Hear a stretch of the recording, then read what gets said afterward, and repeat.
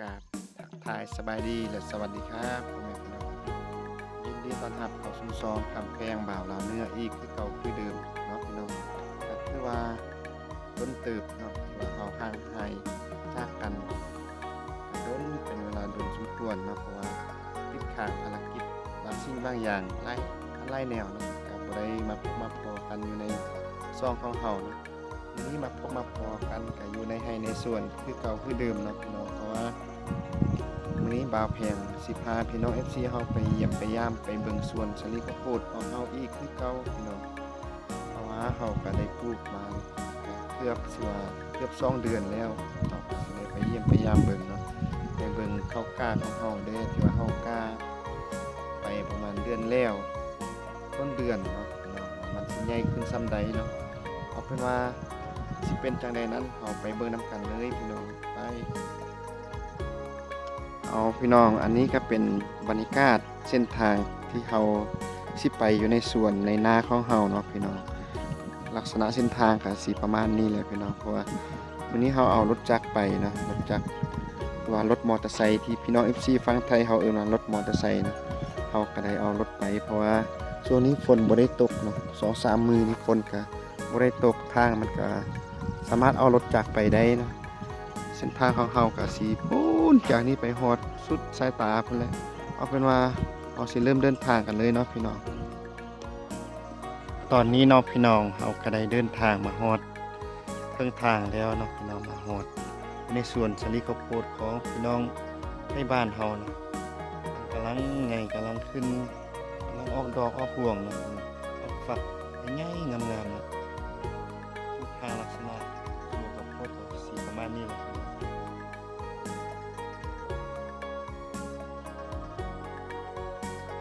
ทางใดเป็นแต่ส่วนนะ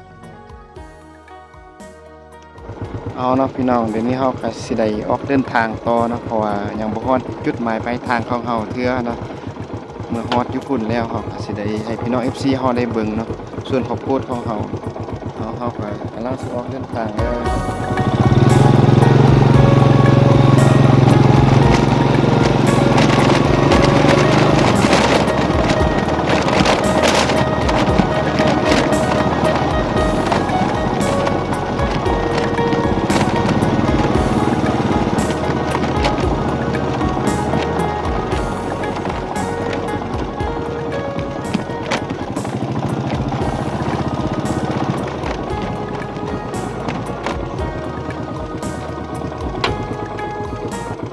เส้นทางที่เราจะไปเนาะพี่น้อง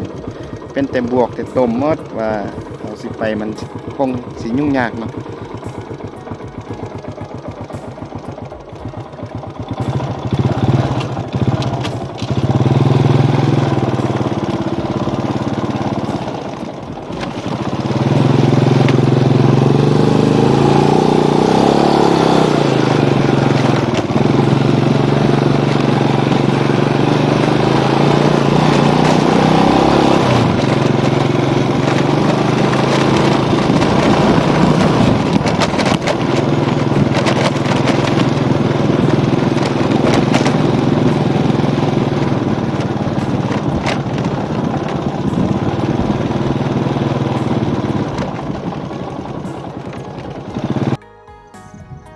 นี่ฮอดแล้วพี่น้องส่วนของเฮาก็อยู่ทางหลังทันแล้วเนาะพี่น้องอีกส่วนหนึ่งก็อยู่จุดนี้แหละอีกส่วนหนึ่งก็อยู่เทิงคุณเฮาสิไปเลาะเบิ่งส่วนอยู่ลุ่มพี่ก้อนเนาะแล้วหลังจากนั้นเฮาจึงสิได้ย่างขึ้นเมืออยู่ส่วนทางเทิงเนาะเอาเป็นว่า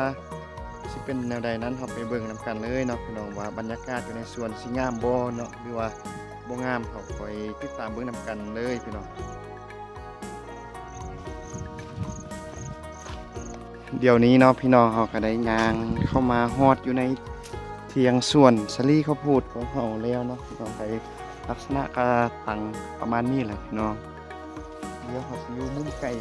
ให้พี่น้อง FC เฮาเบิ่งนะก็สิประมาณนี้พี่น้องพอเฮาก็บ่ได้เฮ็ดใหญ่ปานใดนะเฮ็ดพอประมาณเฮาใส่ได้เนาะเฮาใส่ข้าวโพดเฮาก็พอดีเต็มอยู่ในเรานี่ลักษณะของส่วนก็สิประมาณนี้แหละพี่น้องเพราะว่าเฮาปลูกก็เกือบว่าได้เกือบ สิฮอด2เดือนเนาะพี่น้องแต่ว่าบ่ฮอดเทื่ออีก 4-5 วันอีกประมาณอีกอาทิตย์หนึงซะเนาะก็คือสิได้ฮอด2เดือนสาลีก็กำลังงามพี่น้องกำลังใหญ่กำลังสูงทางนี้ก็บาดงามๆสูงๆต้นใหญ่สมควรเนาะพี่น้องแต่ละปีก็บ่ค่อยงามเนาะแต่ว่าปีนี้มันงามเป็นพิเศษเลยเนาะนี่ความงามเนาะพี่น้องเบิ่งสภาพก็ฟ้าต้นใหญ่ต้นสูงไปจนบ่ฮอดจนบ่เห็นเลยเนาะบ่เห็นหน้าเลยแต่ว่ามันยังทันใหญ่เต็มวัยเทื่อเนาะคันว่ามันใหญ่มันแห้งที่สูงกว่านี้เนาะประมาณ2 เมตรปลายหรือว่า3 เมตรเนาะของต้นนะไปเบิ่งนำกันเลยพี่น้อง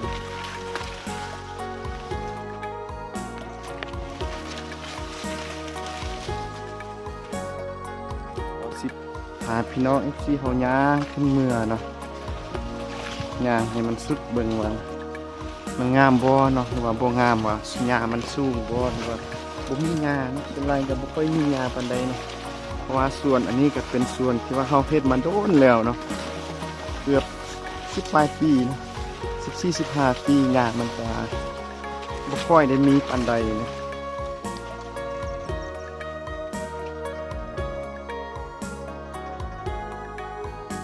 ทางใดก็เป็นแต่ส่วนข้าวโพดเนาะพี่น้องทางเหนือทางใต้ทางหน้าทางหลังเข้ากันส่วนนี้เขียวทุ่มเลยพี่น้องเข้าไปจนบ่เห็นหน้าของเฮาแล้วเฮาจำเป็นต้องได้ยกกล้องเนาะพี่น้องให้เพื่อให้พี่น้องเฮาได้เบิ่งลักษณะมุมกว้างเนาะ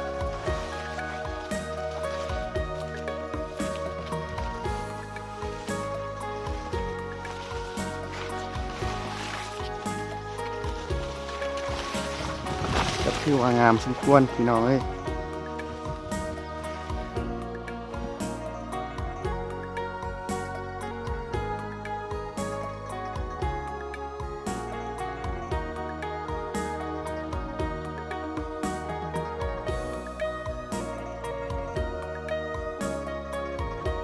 แล้วพี่น้อง FC ทางบ้านพี่น้องเฮาได้เนาะเคยเฮ็ดแบบนี้บ่เนาะ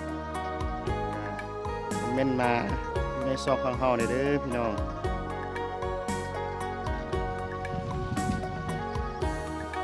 สุดสายตาเลยพี่น้องข้าวโพดความใหญ่ความงาม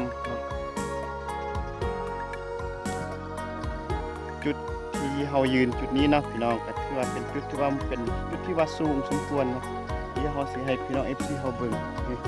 ส่วนทางลุ่มก็บักงามทางใดก็งามหมดเลยพี่น้องสังเกตเบิ่งส่วนของฟ้างามๆเลยตีนภูตีนพาจังซี่แหละเพราะว่าบ่ค่อยมีท่องเที่ยงเฮ็ดอยู่ตามภูตามพา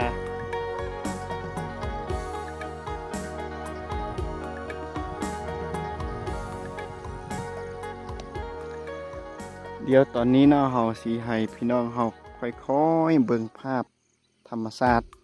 อยู่ในหมู่บ้านของเฮาเนาะบ่อนทำการผลิตของเฮาว่ามันสิเป็นจังไดเนาะสิงามบ่เนาะแล้วพี่น้อง FC เฮาก็อย่าลืมกดไลค์กดแชร์กดติดตามในช่องของเฮาได้เด้อพี่น้องบ่ว่าจะเป็นคนลาวเนาะคนไทยคนลาวที่อยู่ต่างแดนเนาะโดยเฉพาะแม่นคนลาวที่อยู่สหรัฐอเมริกาบ่หรือว่าไปหาเวียกเฮ็ดงานทำอยู่ในต่างแดนเนาะได้เห็นคลิปนี้ก็อย่าลืมกดไลค์กดแชร์กดติดตามให้กันได้เด้อพี่น้องเพื่อเป็นกำลังใจในการเฮ็ดคลิปต่อไปเนาะภาพบรรยากาศก็สิประมาณนี้แหละพี่น้องเพราะว่าอยู่บ้านเฮามันก็มีแต่ซ้ำนี้พี่น้องเนาะถ้าเฮาบ่ได้ให้พี่น้อง FC เฮาเบิ่งพี่น้องชาวโลกของเฮาก็สิบ่ฮู้เนาะว่าอยู่ในประเทศลาวเฮาบางท้องถิ่นนะเฮ็ดหยังแดเนาะเศรษฐกิจนะบ่คือบางคนก็เคยอาศัยแต่อยู่ในเมืองเนาะว่าบ่เคยฮู้บ่เคยเห็นนะว่าอยู่ในชนบทของลาวเฮาโดยเฉพาะอยู่ในทางภาคเหนือเนาะว่าอาชีพหลักๆของชาวบ้านเฮาเคยเฮ็ดหยังแดเนาะก็สิได้เห็นในเบิ่งนำกันจังซี่แหละพี่น้องลักษณะก็เฮ็ดแต่สวนเนาะเฮ็ดแต่สวนสาลีข้าวโพดดังที่พี่น้อง FC ได้เบิ่งอยู่ใน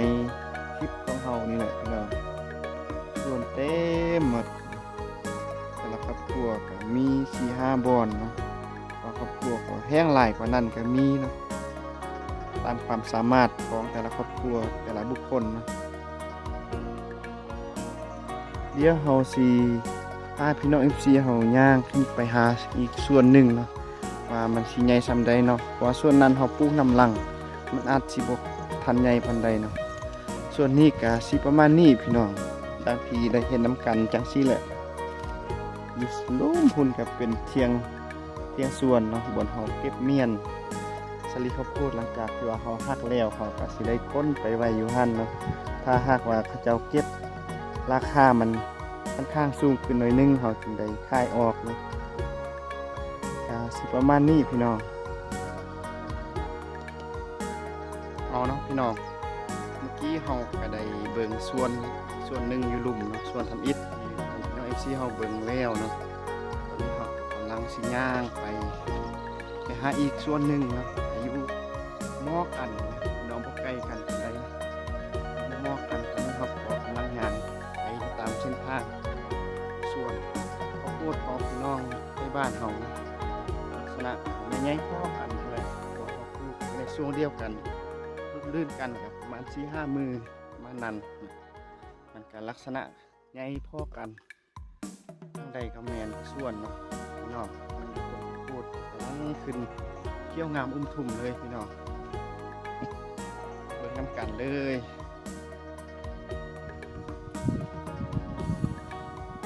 ก็ถือว่าแดดก็ร้อนสมควรนะมื้อนี้ฝนบ่ได้ตก 2-3 วันแล้วเนาะ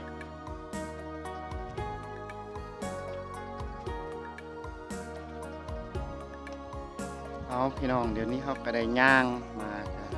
ต้นสมควรเนาะก็ได้มาฮอดอีกส่วนหนึ่ง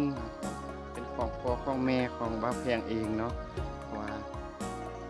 ครอบครัวเขาก็เฮ็ดอยู่ 5-6 บ่อนเนาะบ่อนใดก็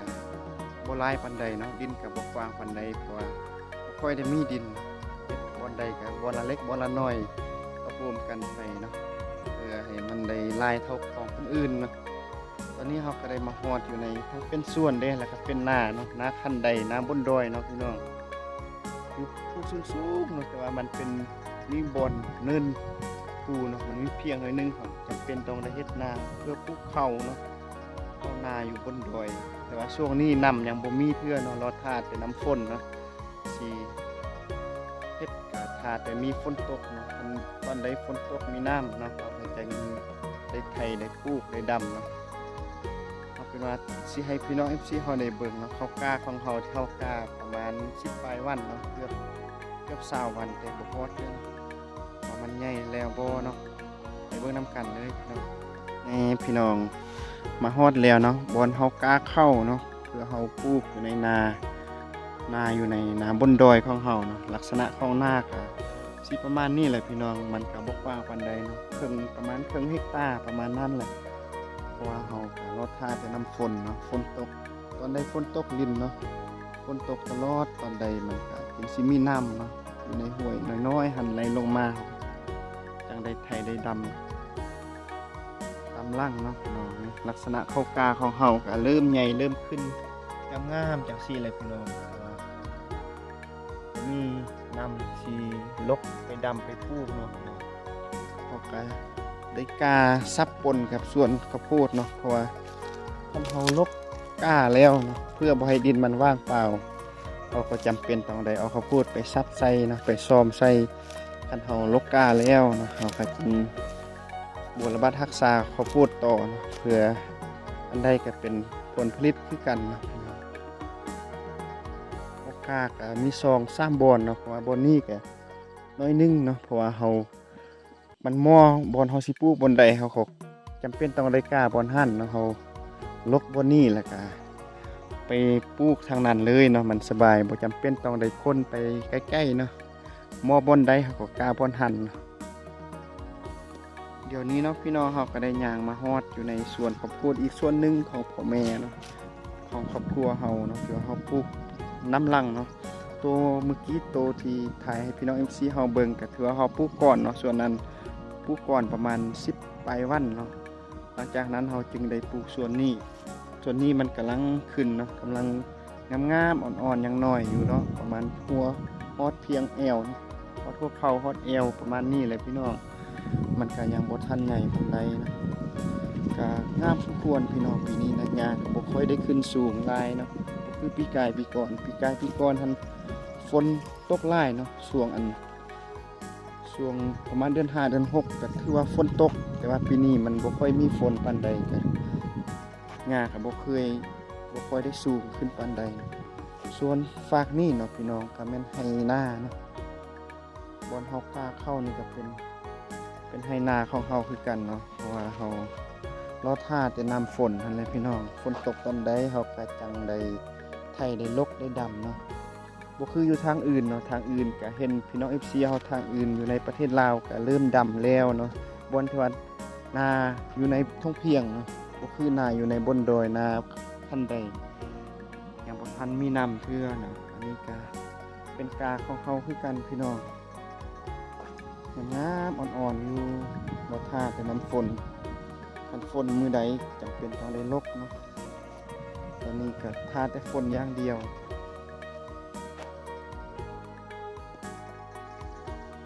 เป็นจังไดพี่น้องหลังจากที่ว่าได้ให้พี่น้อง FC เฮาได้เบิ่งภาพบรรยากาศอยู่ในสวนสลิข้าวโพดแล้วเนาะได้เบิ่งข้าวกาของเฮาแล้วก็ได้เบิ่งไปรูปลักษณะของนาเฮาเนาะบอนเฮาเฮ็ดนาก็สิประมาณนี้พี่น้องอยู่ในภูสูงจังซี่แหละแต่ว่ามันมีเพียงน้อยนึงมีน้ำออกอยู่เทิงคุณห้วยน้อยๆเนาะตะกี้มันก็น้ำใหญ่เนาะแต่ว่าเขาเจ้าต่อน้ำเป็นน้ำลิ้นเนาะใส่อยู่บ้านนั่นมันก็เลยเลือน้อยเนาะคันว่าเฮาเฮ็ดน้ำจำเป็นต้องได้ทาแต่น้ำฝนเนาะจึงได้ปลูกน้ำเขาเนาะส่วนหลายเฮาก็ได้ปลูกน้ำลังเนาะคันฝนตกตอนใดเฮาจึงได้เฮ็ดนาเนาะพี่น้องตอนนี้จุดที่เฮายืนก็เป็นส่วนเป็นไร่เนาะพี่น้องเป็นตะกี้ก็เป็นนาคือกันแต่ว่าเขาเจ้ารอท่าน้ำมันค่อนข้างเฮ็ดยาวนานเนาะพี่น้องคนอื่นแล้วเนาะประมาณเดือน7เดือน8จึงได้เฮ็ดแล้วเขาเจ้าก็ได้เอาเข้าให้เนาะไปซักใส่เพื่อมันสบายกว่าเนาะพี่น้องนี่ลักษณะก็สิออกประมาณนี้แหละพี่น้องเข้าให้ก็ยังน้อยอยู่เนาะพี่น้องยังบ่ทันใหญ่เทื่อเพราะว่าเขาเจ้าก็ซักตำลังคือกันเนาะแต่ละปีเขาเจ้าก็ต้องได้ทาน้ำฝนเนาะคันฝนตกจึงได้เฮ็ดแต่ว่าปีนี้เขาเจ้าน่าจะมีภารกิจมีเวียกหลายอย่างเนาะก็เลยจำเป็นต้องได้เฮ็ดบอนไซเข้าให้เนาะพี่น้องเดี๋ยวสิให้พี่น้อง FC เฮาได้เบิ่งเนาะก็สิออกประมาณนี้แหละพี่น้องให้หน้าเนาะตะกี้ก็เป็นนาอยู่เนาะแต่ว่าเนื่องจากน้ำมันบ่ค่อยมีเนาะก็เลยจำเป็นต้องใส่เข้าให้เอาเข้าให้ไปซักใส่ลักษณะก็สิออกประมาณนี้เนาะยังน้อยอยู่เนาะยังบ่ทันใหญ่ปานใดก็งามๆอยู่เนาะแต่ว่ามันยังน้อย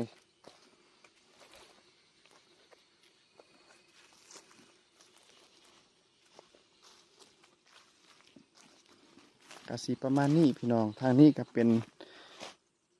ของเขาเนาะส่วนฝั่งนี้ก็เป็นนาของเฮาเนาะนาบนดอยนาคันใดนาน้ำฝนนั่นแหละพี่น้อง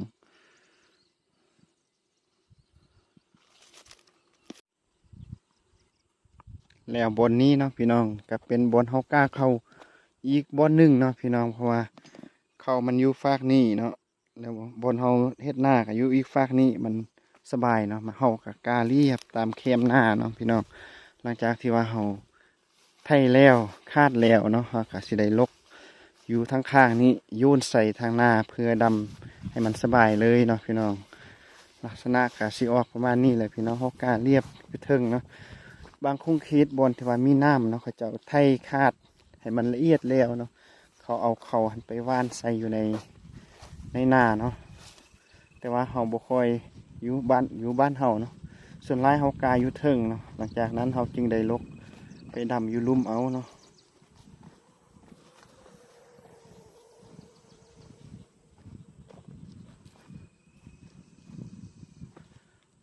ลักษณะเขากำลังงามอยู่เนาะพี่น้อง เอาเนาะพี่น้องหลังจากที่ว่าเราให้พี่น้อง FC เราได้เบิ่งหลายอันหลายแนวบ่ว่าจะเป็นสวนสาลิข้าวโพดเนาะมาเบิ่งนาคันไดบนดอยเนาะแล้วสุดท้ายก็มาเบิ่งข้าวกล้าดังที่เห็นอยู่ในทางหลังเฮานี่แหละก็มีส่ำนี้เนาะพี่น้องในมื้อนี้เนาะแล้วสุดท้ายนี้ก็ขอฝากซ่องอีกคือเก่าคือเดิมเนาะพี่น้องบ่ว่าจะเป็นคนลาวคนไทยคนม้งคนผู้ใส่ก็แล้วแต่ที่ว่าเห็นคลิปนี้ก็อย่าลืมกดไลค์กดแชร์กดติดตามให้กันเด้อพี่น้อง เพื่อว่าเป็นกำลังใจในการเฮ็ดคลิปต่อไปเนาะดังที่เฮาเคยเว้าหลายเทื่อหลายคลิปเนาะพี่น้องที่ว่าช่องของเฮาก็เป็นอีกช่องทางหนึ่งที่ว่านำเสนอเกี่ยวกับวิถีชีวิตของชนเผ่าขมุของคนลาวที่ว่าอยู่ในชนบทหลายคนอาจสิบ่เคยฮู้เนาะว่าชนเผ่าขมุมันอยู่ไสแดนเนาะก็ส่วนหลายก็อยู่ในทางภาคเหนือของประเทศลาวเนาะแล้วอีกกลุ่มหนึงก็อยู่ไทย ทางภาคเหนือของประเทศไทยเนาะแล้วก็อยู่ทางภาคเหนือของเวียดนาม อีกกลุ่มหนึ่งก็อยู่ในประเทศจีนก็มีอยู่เนาะพี่น้องแต่ว่าอยู่จีนอาจสิมีน้อยเนาะก็เป็นช่องทางหนึงที่ว่านำเสนอเกี่ยวกับวิถีชีวิตที่ของประเพณีการดำรงชีวิตการทำมาหากินต่างๆเนาะเขาก็สิได้เก็บภาพบรรยากาศเหล่านั้นมาบันทึกไว้ในช่องของเฮาเนาะเพื่อเป็นการส่งเสริมฮิตของประเพณีให้ชาวโลกได้รับรู้นำกันเนาะ และสุดท้ายนี้ก็ขอฝากซองอีกคือเก่าคือเดิมเนาะช่วยกดไลค์กดแชร์กดติดตามเพื่อเป็นกำลังใจในการเฮ็ดคลิปต่อๆไปเนาะพี่น้องพบกันใหม่อยู่ในคลิปหน้าเนาะพี่น้องสำหรับมื้อนี้ก็ต้องขอกล่าวคำว่าสบายดี